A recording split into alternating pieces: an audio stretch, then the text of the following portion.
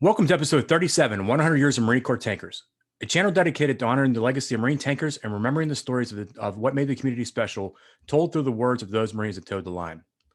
Today, we are joined by a retired United States Marine who has spent his life honoring the stories of those with whom he had the pleasure of serving by writing over 10 books dedicated to a wide range of topics from the Vietnam War to dealing with post-traumatic stress disorder and other topics, and also starting a veterans organization in direct support.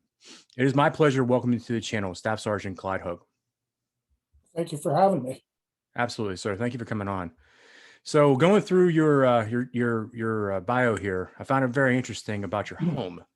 The way I understand it is you were born in the same home that your family actually purchased in 1869, and this structure was built in 1750. Is that correct? That's correct. Actually, a lot of people feel it was built before that, but the records are pretty flimsy back that far. And then your walls in your basement are something to note, right? Well, the walls in the basement are over 24 inches thick, and see, one of the people that ancestors of the people that built the home, they feel it was built as a fort for the neighborhood to gather because the walls are so thick, and the basement has water running through it. It had these little holes in the corners where they used to put milk and butter and stuff to keep it cool. So he felt that it was a place for the neighborhood to gather in case of I think it was, he thought it was during French and Indian Wars or something. What a legacy. That's amazing. And then your story, though, started a little bit after you graduated from high school in Upper, how do you say that? Perkiomen? Upper Perkiomen. In 1965. And you graduated high school, and then 3 days later, you were on your way off to Parris Island. How did that kind of come to be? Well, when we were kids, the whole neighborhood used to get together. We used to play Army. We played that more than we did baseball. So we were all very patriotic kids, and all of us felt we'd go in the military. And my brother was in the Army, so I just assumed I would go in the Army.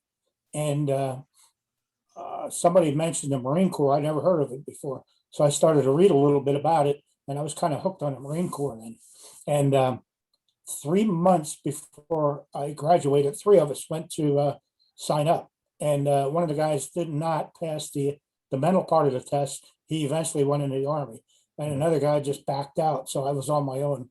And then like you said, 3 days after I graduated, I was on my way to Parris Island. And like a genius, I went in June, July, August. Yeah, no, not cold in Parris Island that time of the month. And then after completing boot camp, you went on to Infantry Training Regiment, which you all have named ITR, as most of the Marines did at that time. And then after ITR, you were sent to Camp Lejeune, and this is where you started your tank training. Well, the thing that, well, when you first go in, they ask you what your three choices are, right? You write them down. And mine was actually a grunt or a truck driver or machine gunner. And they put me in tanks. And that's the last thing in the world I ever expected. And I arrived in Tank Battalion at the same time as another guy that came out of infantry training, but we were in different groups. And I had no idea what our job would be in tanks. You know, what do we do? Clean the tracks when they come in? I had no idea. So they sent us home on leave, and I still had no idea what we'd be doing. When I came back again, they took us down to the tank park. 4 of us came in at the same time. And as you know, the regular progression on a tank at that time was loader, driver, gunner, and tank commander.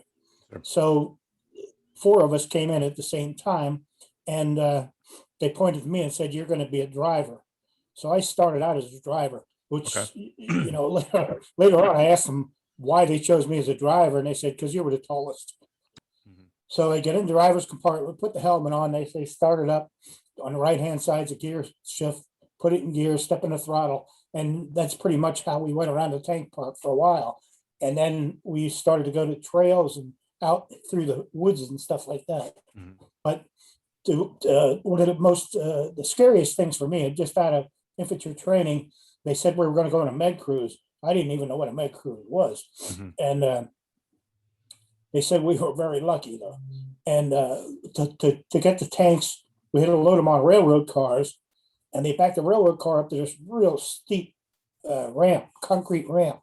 And I knew the tracks hung over the railroad car 6 to 8 inches on each side. Mhm. So I had to drive the tank up this ramp, and I couldn't see anything, absolutely nothing but sky. And just out of infantry training and boot camp, everybody's on your back. So I was scared to death. And luckily, it just came crashing down right. But that was a big concern for me.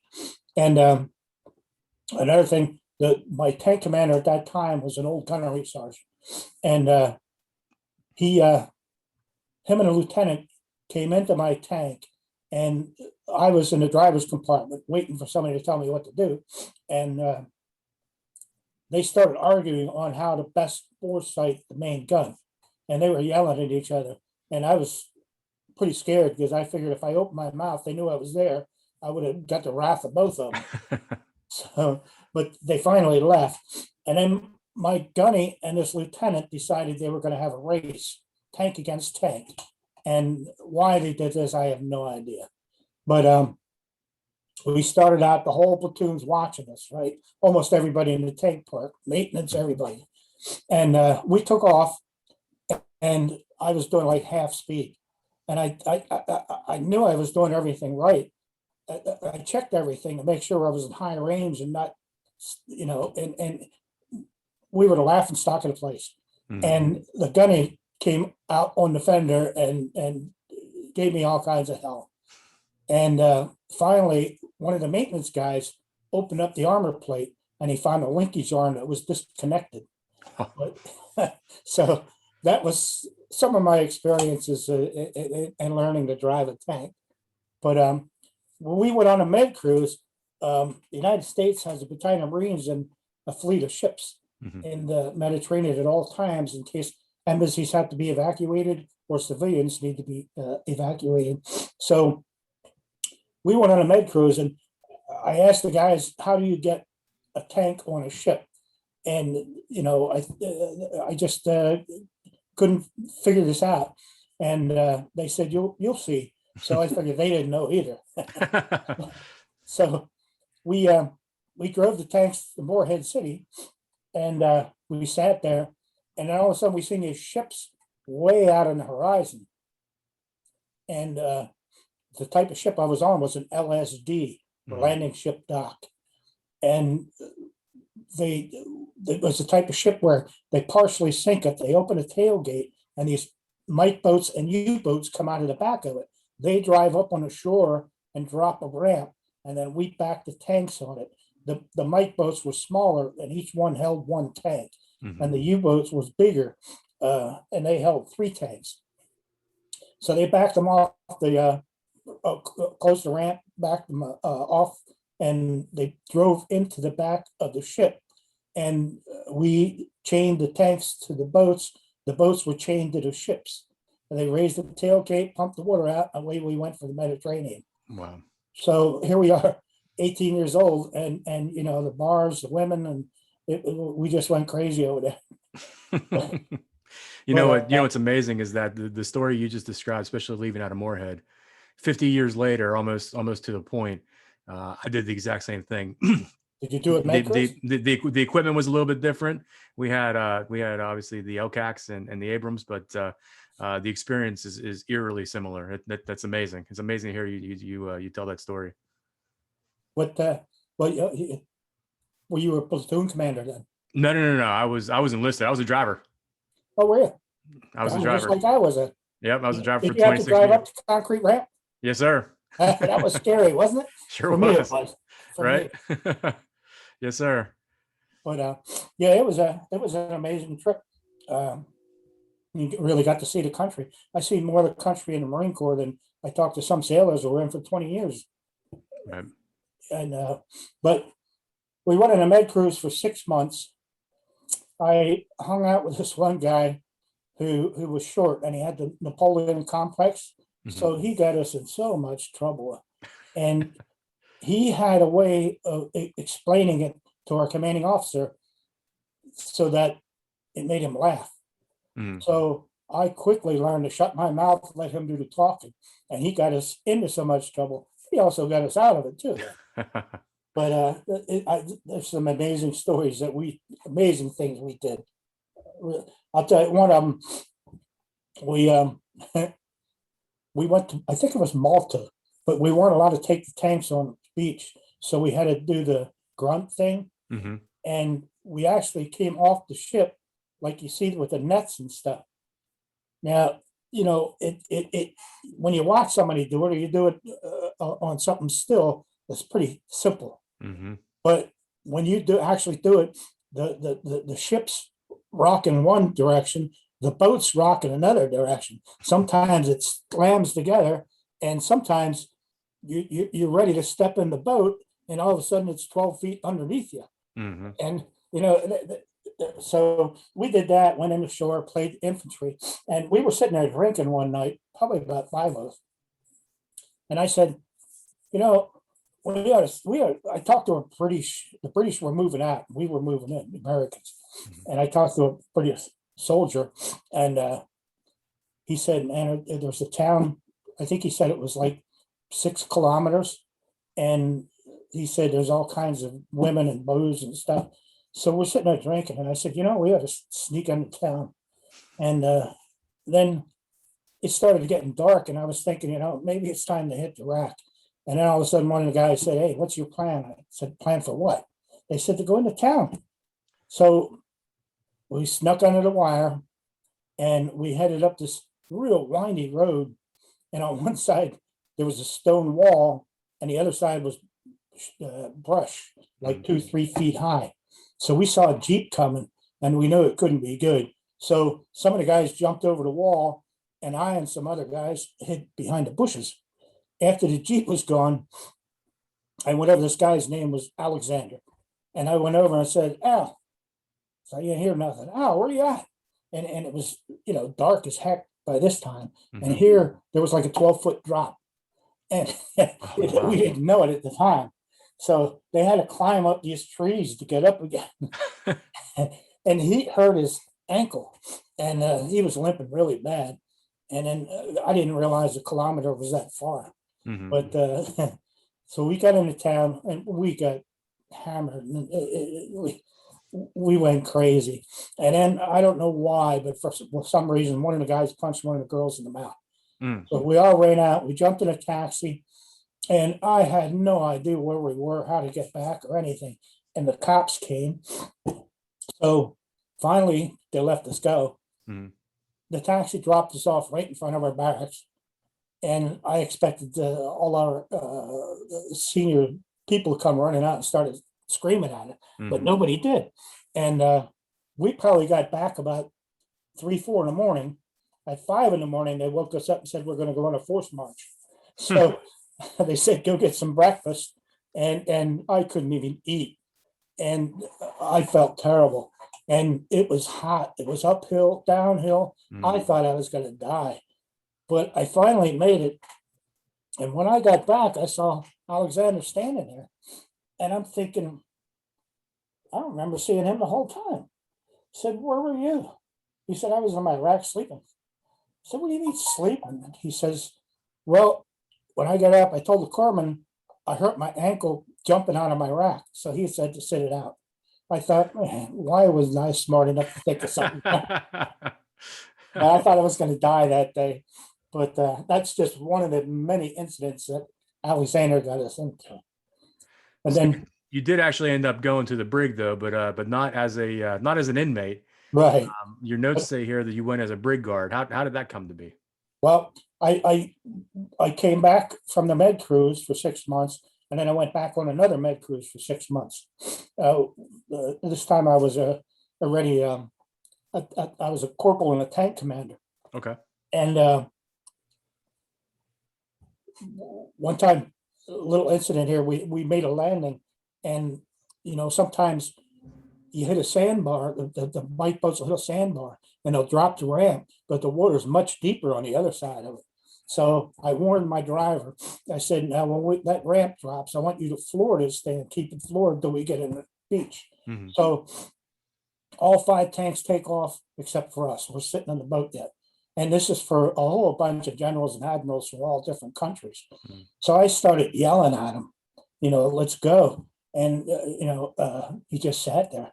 I really started getting mad and yelling. And finally he took off. We went through our little show. Mhm. And later I said to him, what happened? What the hell was wrong with you? And he said, I couldn't get my hatch shut. He said, when I drove in there, water was pouring in. He said, I thought I was going to drown. So I kind of felt bad for yelling at him at that instant, Right. But then I came back from the med cruise, and they sent me to try out for 8th and I. Mm. And that's the last thing in the world I wanted to do was to spit and polish up there. So I begged them to let me go back to tanks. And I told one of the interviewers up there that, look, I joined the Marine Corps to go to Vietnam, fight for my country, and that's what I want to do.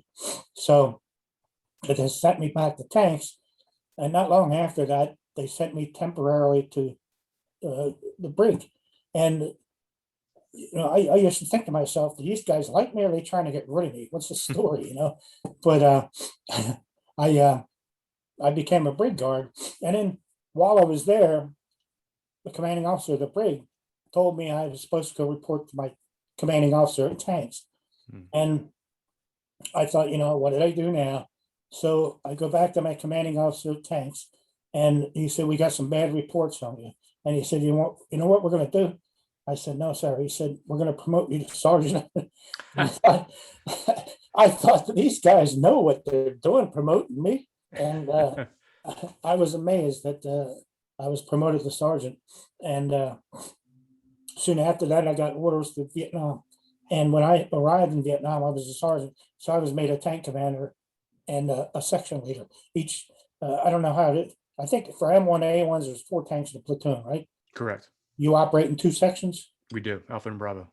Okay. And we operated in 2 sections also. But the first 3 tanks were the heavy section, and the second 2 tanks were the light section. Okay. So I became a section leader too. And there was, I can't think of I never remember the operations we went on because I didn't care about that stuff. Mhm. But there were so many incidences that we one thing too that most tankers never got to do is we served with the Korean Marines in Vietnam. Okay. Korean Marines didn't have their own tanks over there. Mm. So we sat in this little compound with a company of Korean Marines and 2 tanks. And we were with them for months on end. And we used to get hit there sometimes 2-3 times a night. Mm. And, we lived in little bunkers, and it was probably 4 feet high. And we had a cot.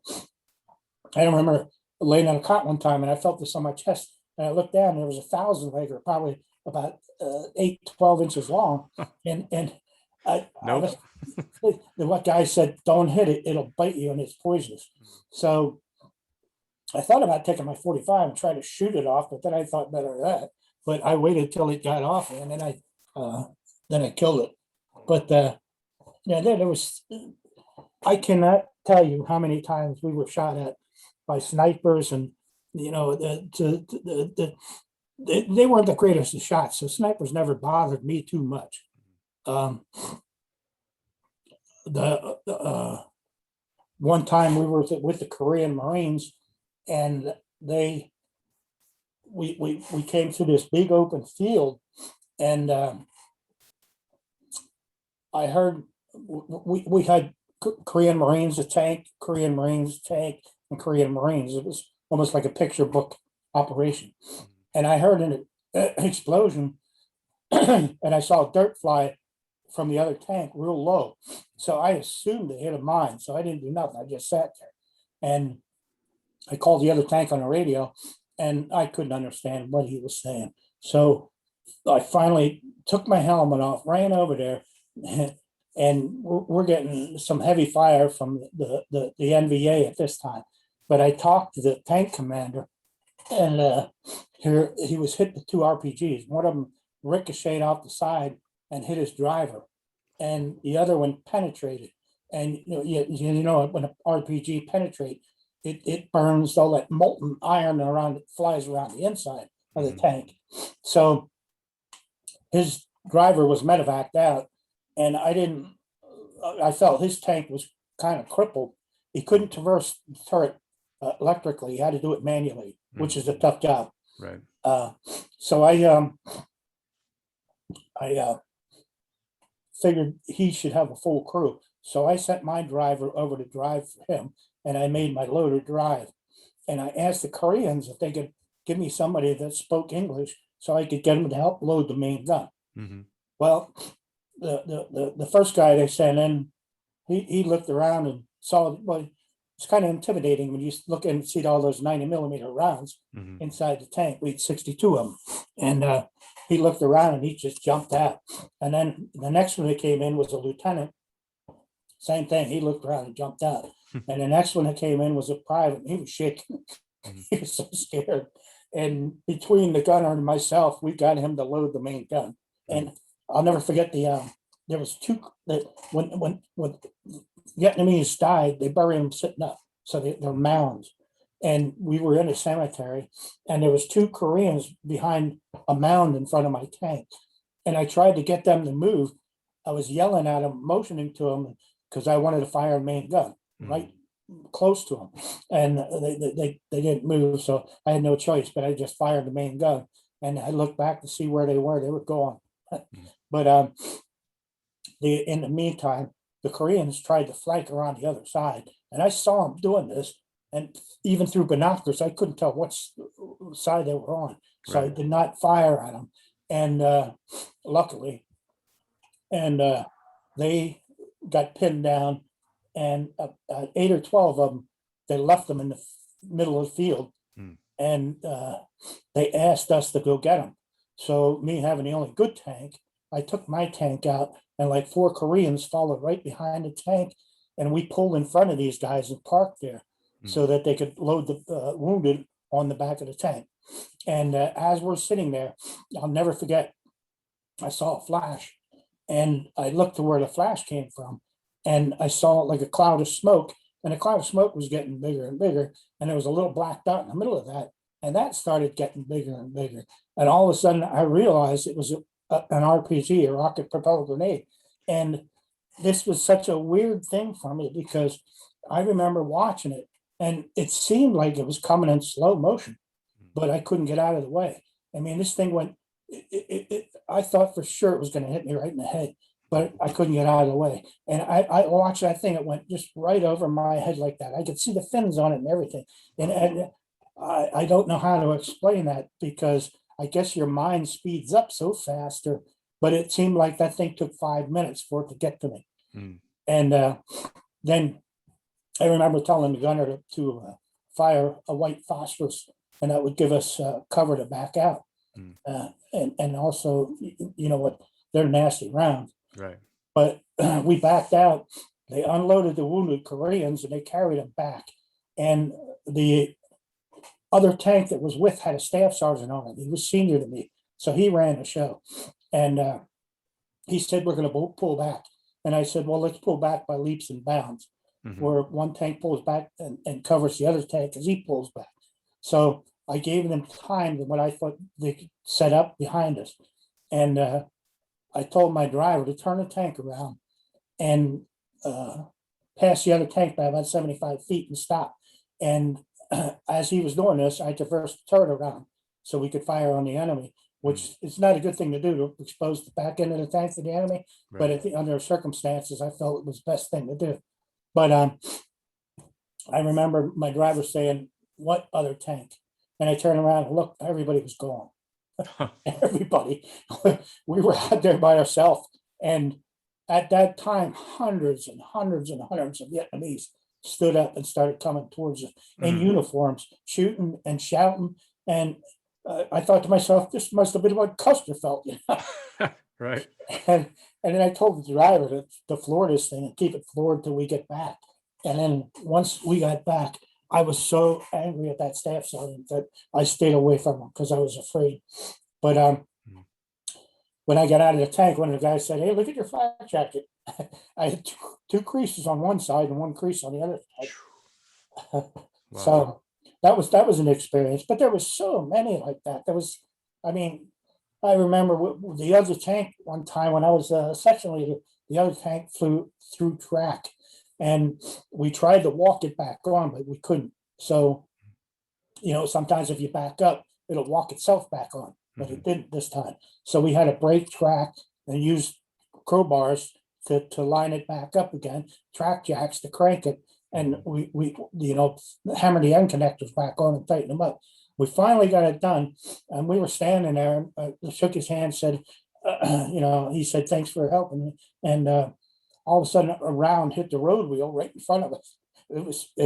We were standing no 2 feet apart, went right in between us, and because it was a road wheel, like shaped like it did, really made a heck of a noise, But I remember saying to him, "I guess that's our sign to start moving." But the Koreans, I'm sorry to say, were not very effective in firefights or battles. I hate to see that about anybody that was on our side, Right. but it's pretty much true. My understanding is that early in the war, they were pretty bad, and then they got kind of in a little bit of trouble for being too aggressive. Mm. So then they calmed down. The biggest thing is for them when we were with them is they didn't want to lose anybody, so they weren't that effective. I remember the whole probably the whole company. We got sniper fire, and they came running up around the tanks. It's American Marines would do. Mhm. But there were so many. I mean, I can't tell you how many times we were shot at firefights. And So what was your primary mission set? I know when you arrived, if my dates are right, it was near around the middle of 1968, which obviously was during Tet. Did you participate in Tet when you got there? to the very end of it, yes, Okay. that was still going on when I got there. So Okay. yeah, but I stayed there for all of Tet. Well, Tet of 68, I got there in the middle of it, and then I stayed there for all of Tet of 69 Okay. before I came home. What And what was your primary mission set? Were you all operating as a security force, quick reaction force, patrols, we, all the above? we were spread out all over the place. I mean, usually we operated in twos and threes all the Okay. time. And sometimes we got sent to guard bridges. So we'd have a tank on each side of a bridge. And that was pretty cake duty. Mhm. We sat there sometimes, it got boring, but, and one thing I don't know how many people discussed this before, but one thing people don't realize is little kids, wherever we went, they'd come and they'd almost like adopt you. They'd follow you. And, it got to the point where you'd feed them and make sure they got medical attention and stuff.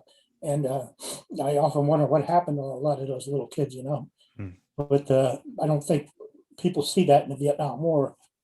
Uh, One thing that surprised me about the Vietnam Wars, everybody said, "Wow, I didn't realize we had tanks over there." I Right. thought it was just helicopters, where that's all I saw, So it was kind of surprised me when somebody said that. But I remember one time when, fortunately, we had a lieutenant with, but three of our tanks, 3 tanks, we went to this place, this south of Da Nang, where it was a little compound, and it was American Marines, and they almost got overrun the night before. So they asked us to support them. So we came in, and I was almost had a little argument with the lieutenant because there was barbed wire, probably 30 feet from the barbed wire was the jungle, and the Mm. tanks were like 30 feet from the barbed wire. So we're 60 feet away, which RPG is optimum, perfect range. Right. And we did get hit, and I remember right in front of my tank, a trip fire went off, and I opened up with a 50 caliber, and they sent patrols out the next day, and they said they found a water buffalo that was laying on top of an RPG and a whole bunch of blood trails in the jungle. But Mm. that night we did get hit with an awful lot of RPGs, but not one of them penetrated. A lot of the guys got dirt and sand and stuff from splatter from it, but none of them actually penetrated, Mhm. fortunately for us. But that was pretty hairy night. Now I moved up in the ranks so fast, and I got orders for drill instructor school. Okay. We were on an operation one time. We had a lieutenant with, and he was new to country, so he let me run the show. Mm. And we were coming back from an operation, and we used to come back sometimes on our own tracks, so we wouldn't hit a mine. Now, the area we were at was one of the most heavily mined areas in Vietnam. Okay. So I told him to half track our tracks when we were coming back. One of the tracks was inside between the old tracks. Mhm. And so we were coming back like that. We had a company of American Marines riding on the tanks. And well, first of all, we sat there as a blocking force. So for a much larger operation. So nothing happened. And hours later, they called us, told us to come back in. So we were all happy because company headquarters had showers and warm meals and beer, so we were happy.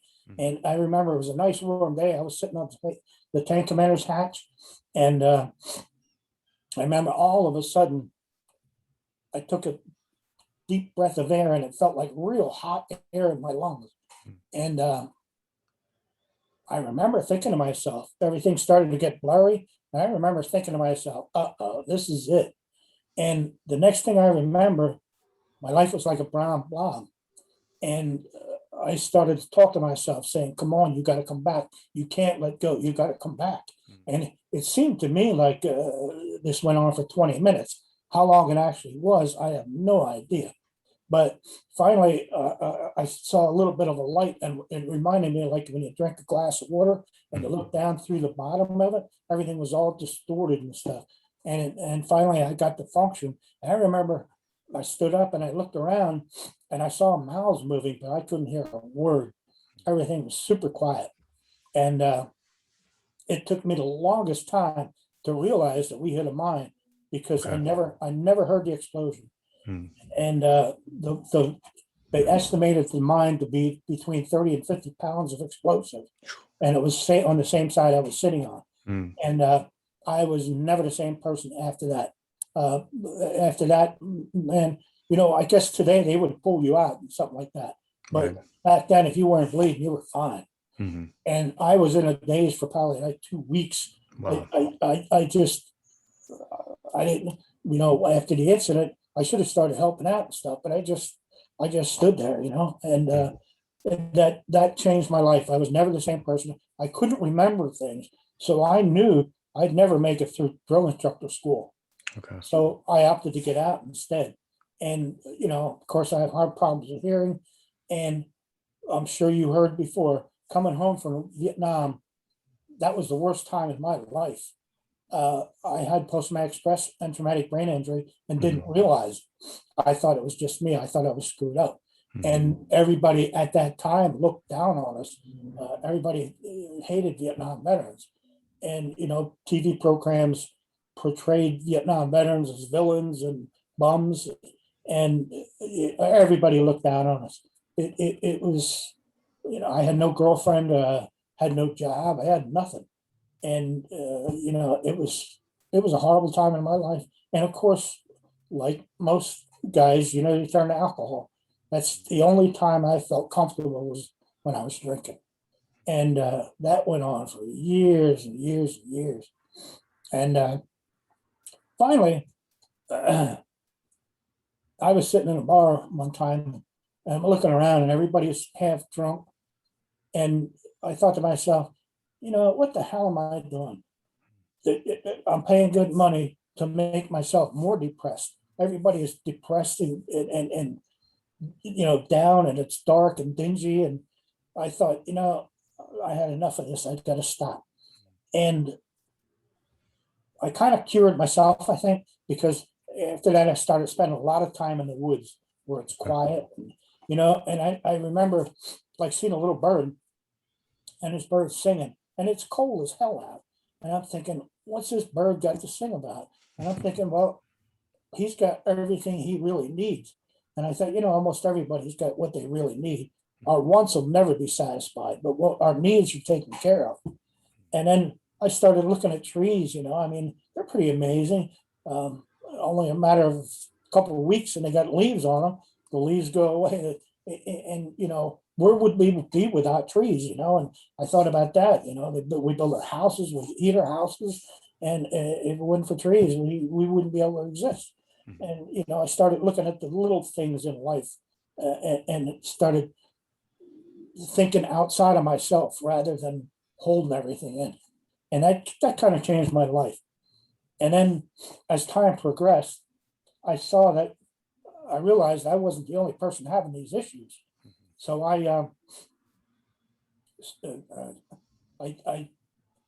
my first book I wrote was totally by accident.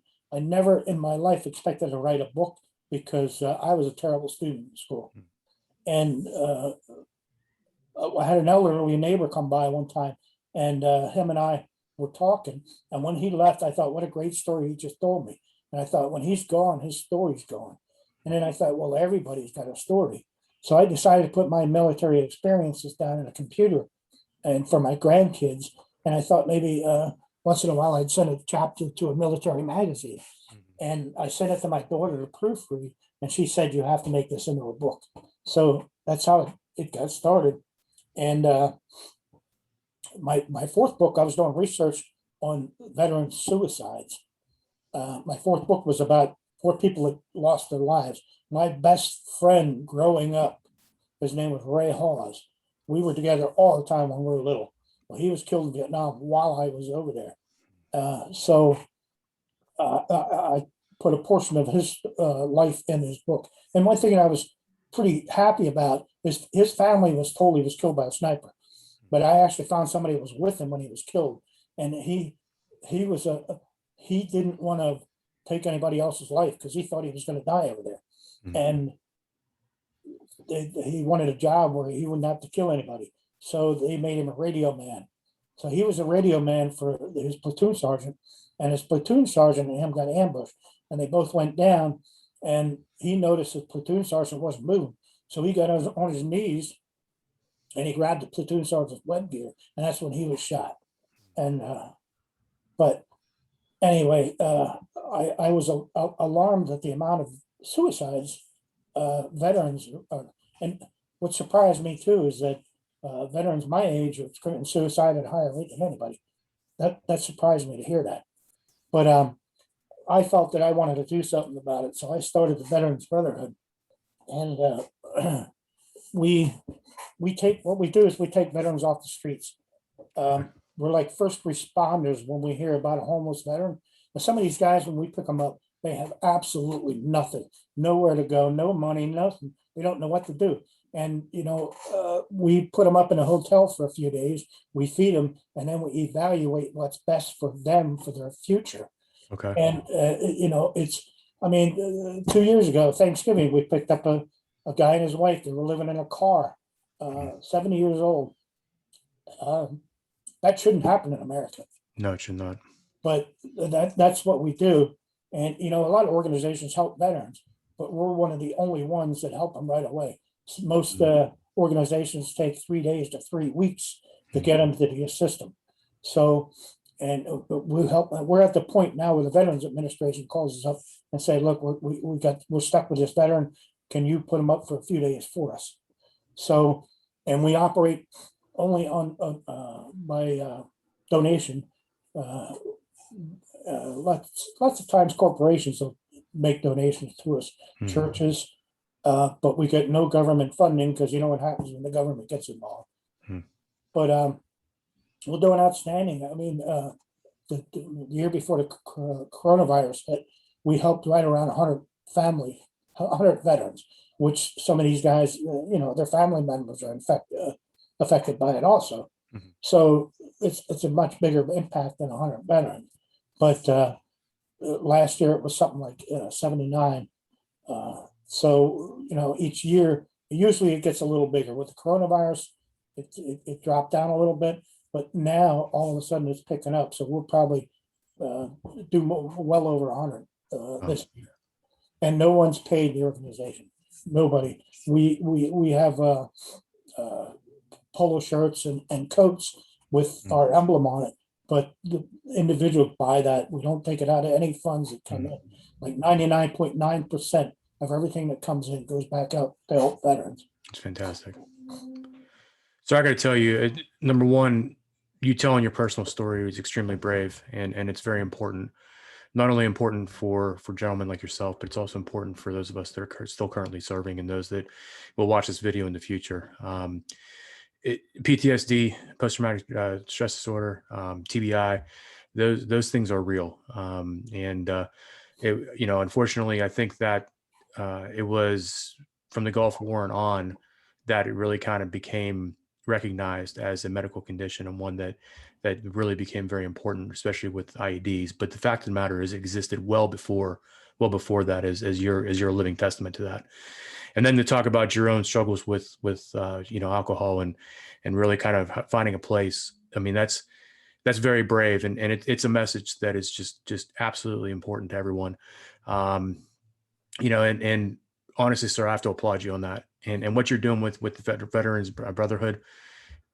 I've seen too many of our service members of all ages on the street corners, and it doesn't matter what city street, doesn't matter where. And it's a sad shame. And like you said, in America, it's something that should not happen. Yeah. One thing I'd like to tell you too is one of my books is actually a pamphlet. It's my experiences with post-traumatic stress and traumatic brain injury. I put it out in an audio book. It's free. Somebody can just download it and listen to it. It's only, I think, 50 minutes long, but it's called God Help Me, because no one else will. Wow. It's amazing, sir. Your time in uniform speaks of itself, and it's a shame that the Marine Corps was cut short for you because of that mine, but it seems like everything happens for a reason, and you are that living embodiment of that reason because of so many people that you've helped and will continue to help, and probably the ones you didn't even realize. There's probably folks out there that have, like you said, have come across your audiobooks and you may not even know, but it doesn't change the fact that it's absolutely beautiful and just something truly to be commended on. And I thank you, sir. I thank you for your candor on this matter. Thank you. One reason I really want to help people too is because at one time or another in my life, I broke every one of the 10 commandments. So I got a lot of making up to do. Let's talk a little bit more about the books though. 10 books. And like I said in the opening, they kind of cover the spectrum of topics. You've already mentioned a couple particular. What other topics do you address in these books? One of my favorites is called BAR Man, Browning Automatic Rifleman. Mm-hmm. And that's about a guy that lived maybe 6 miles from me. And he wanted to go to the Marine Corps, but he couldn't because something wrong was with his foot. So he went in the Army. And he wanted to go to Korea to fight in the war. So he went to Korea. And he did some absolutely amazing things over there. And then he was wounded by American airplanes. And he was captured by the Chinese in Korea. And when they made their big push to south, and he had to march 200 miles with no medical attention. If he couldn't keep up, they would have just shot him. So he was a POW for 2.5 years. And, this sitting there and listening to the guy was amazing. And I think it was not long after I finished the book, he passed away. So that was interesting. And also another book, it's called The Biography of Linda. And that is the story of a little Chinese girl. They had to flee China because of the revolution. Mm-hmm. And her father was wealthy and educated, so they would have killed him. And they fled China. They wound up in North Vietnam. And then they moved to South Vietnam. She got caught up in the war in Vietnam, and she had a super abusive mother. And she started working at a restaurant that the American guys came into, and she met an American, and he brought her over here, and they married. And she had a rough life over here because his family resented her and stuff because she was Chinese. Mm-hmm. And she had a very, very rough life. But eventually she became a truck driver. Her and her husband both drove. So he'd drive, she'd sleep, she'd drive, and he'd sleep. And, they had a great life together. She was a very patriotic woman.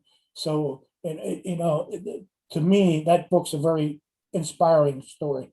I think it's a great book for especially young women that are having a rough time in life. And I like to write stories that inspire. I write to educate, inspire, and preserve history, because there's going to come a time when us Marine Corps tankers are all gone, and the only thing that are left are our books and our videos. Sure. So that's the only reason I write. And my profits from my books I donate to veterans organizations. That's fantastic. So you're an inspiration to me. I have to tell you. You talk about inspiring. Our interchange and the opportunity to sit down with you, both on and off the air, has just been wonderful and truly inspiring. And one of the things I kind of found interesting was that when you introduced yourself as a tanker. And it's once a Marine, always a Marine. Well, I think it goes a little bit further than that. Once a tanker, always a tanker. And this channel has a message, as you know, because you certainly told me exactly what you wanted to come on here and talk about, and I appreciate that very much. But the message it goes beyond that. As someone who's dedicated your life to inspiring others on all types of different topics, post divestment and the last year plus we've gone through as a community has affected us as tankers. And when I say us, I truly do mean us, all the way back, even before your time and before that. But those of us wearing the uniform, as well as those of us that previously wore the uniform, are affected. What message do you have for our community as we deal with the forthcoming years? Well, I for our veterans to never give up, never quit. I mean, it's easy to just isolate yourself, and that's a big issue I had when I first came home. I didn't want to be around people at all, and now I go out and do talks and stuff like that to different organizations, and I hate doing that. I can't sleep the night before. I can't stand it, and as soon as I'm done, I quick leave, because as soon as I walk out, it's like, thank God it's over with. Mm-hmm. But I force myself to do it. You can't isolate. That's the worst thing in the world. You gotta force yourself to be around people. And I can't stand like weddings and stuff, and there's loud noise, tons of people. I can't stand that. I get like claustrophobic. But I force myself to do it, because the alternative is worse. That's a great message, sir. And I thank you. I also thank the viewers and the subscribers. If you've not already done so, please do subscribe. It's through the subscriptions that the channel gains momentum, and it's more and more folks are able to experience these great interviews. And sir, I really am humbled. One of the things I had a hard time when I ventured into interviewing the Vietnam tankers is just not knowing what to say, and not knowing how to express my sincere appreciation for everything you all have done in paving the way for us, and the fact that the country did not receive you in the same manner they received us when we came home is just a crying shame. And it's something that I don't think will ever be righted. And for that, the nation owes definitely an apology, and certainly a debt of gratitude for everything that not just you but all the veterans of that time period contributed. But you personally, sir, for me, thank you. I really do appreciate it. And with that, sir, I'll give you parting comments. Hey, it's great meeting you, and keep in touch. Absolutely, sir. We'll do. Semper Fi. Semper Fi. Right.